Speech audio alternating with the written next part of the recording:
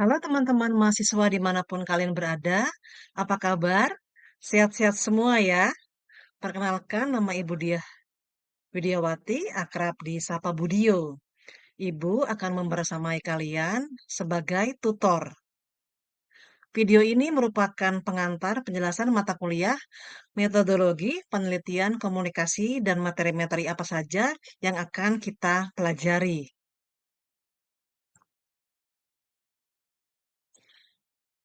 Penelitian merupakan suatu kegiatan untuk mengembangkan ilmu pengetahuan.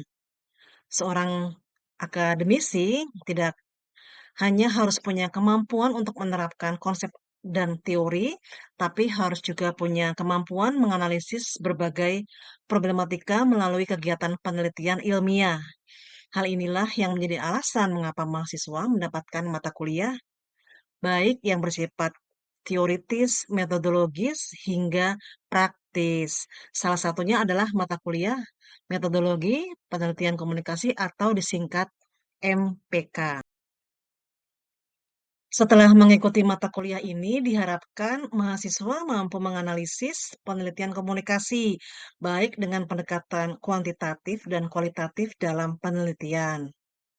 Teman-teman, sebelum kalian mengambil mata kuliah MPK ini, kalian harus udah mengambil mata kuliah metodologi penelitian sosial yang membahas konsep-konsep dasar penelitian sosial.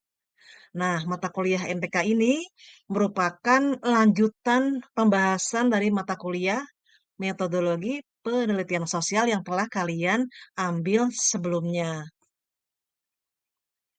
Fokus MPK adalah penelitian ilmu komunikasi berupa pembahasan metode-metode yang banyak dipakai dalam penelitian komunikasi, baik itu melalui pendekatan kuantitatif maupun kualitatif. Jika teman-teman mahasiswa punya topik penelitian yang jadi bagian dari bidang kajian ilmu komunikasi, secara nggak langsung, mata kuliah ini akan mendorong teman-teman untuk bisa melakukan riset komunikasi. Tujuannya apa? Tujuannya supaya teman-teman itu mampu melakukan penelitian berdasarkan MPK sesuai pendekatan kuantitatif dan kualitatif. Kemudian diharapkan juga teman-teman mampu untuk membuat karya tulis ilmiah, sekaligus melakukan publikasi penelitian di jurnal ilmiah. Nah, tentunya untuk melakukan kegiatan riset komunikasi dengan baik, teman-teman perlu memahami metodologi penelitian komunikasi. Mengapa? Karena dengan metodologi penelitian ini, teman-teman mahasiswa bisa melakukan penelitian dengan sistematis. Teman-teman mahasiswa setidaknya ada 3 materi yang akan dibahas dalam mata kuliah metodologi penelitian komunikasi ini. Yang pertama, penelitian komunikasi sebagai bagian dari penelitian sosial. Yang kedua, metodologi penelitian komunikasi dengan pendekatan kuantitatif. Dan yang ketiga, metodologi penelitian komunikasi dengan pendekatan kualitatif. Penasaran nggak dengan isi materinya? Yuk kita bahas satu-satu bagian tersebut supaya teman-teman jelas dalam mempelajari mata kuliah MPK ini. Pertama, penelitian komunikasi sebagai bagian dari penelitian ilmu sosial. Nah, pada bagian ini teman-teman akan mempelajari 3 hal mendasar. Yang pertama, komunikasi sebagai kajian ilmiah yang meliputi ruang lingkup paradigma, pendekatan, dan jenis penelitian komunikasi. Yang kedua, terkait prinsip dasar penelitian kuantitatif meliputi karakter, teori, dan hipotesis, termasuk juga pengukuran dan sampel pada penelitian kuantitatif. Yang ketiga, prinsip dasar penelitian kuantitatif meliputi karakter, teori, sampel, kemudian keabsahan data dalam penelitian kuantitatif tersebut. Yuk mari kita lanjutkan ke bagian kedua. Metode penelitian komunikasi dengan pendekatan kuantitatif, bagian ini akan membahas 3 metode yang, familiar atau akrab ya, dalam penelitian yang biasanya digunakan dalam pendekatan kuantitatif, yakni yang pertama metode survei. Bagian ini akan membahas pengertian dan rancangan desain survei, termasuk bagaimana menyusun kuesionernya dan juga teknik melakukan wawancara. Yang kedua, metode eksperimen. Pada bagian ini kita akan membahas pengertian dan karakteristik penelitian eksperimen itu sendiri, kemudian bagaimana rancangan desain penelitiannya, termasuk juga validitas dari penelitian. Dan yang ketiga adalah metode analisis isi.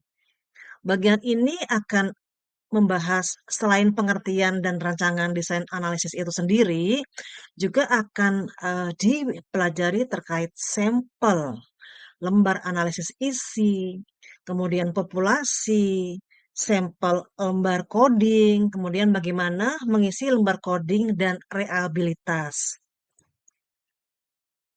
Selain metode penelitian komunikasi dengan pendekatan kuantitatif seperti yang sudah Ibu jelaskan di atas, mata kuliah ini juga akan membahas metode penelitian komunikasi dengan pendekatan kuantitatif. Nah, apa saja sih metode penelitian komunikasi dengan pendekatan kualitatif? Setidaknya ada 3 pendekatan kualitatif yang familiar nih, yang akrab di kalangan penelitian kualitatif. Yang pertama, metode studi kasus. Nah, kita akan mendiskusikan, meliputi pengertian, kemudian bentuk-bentuk studi kasusnya, rancangan desain studi kasus, dan teknik pengumpulan data, termasuk pengolahan data dan analisis datanya.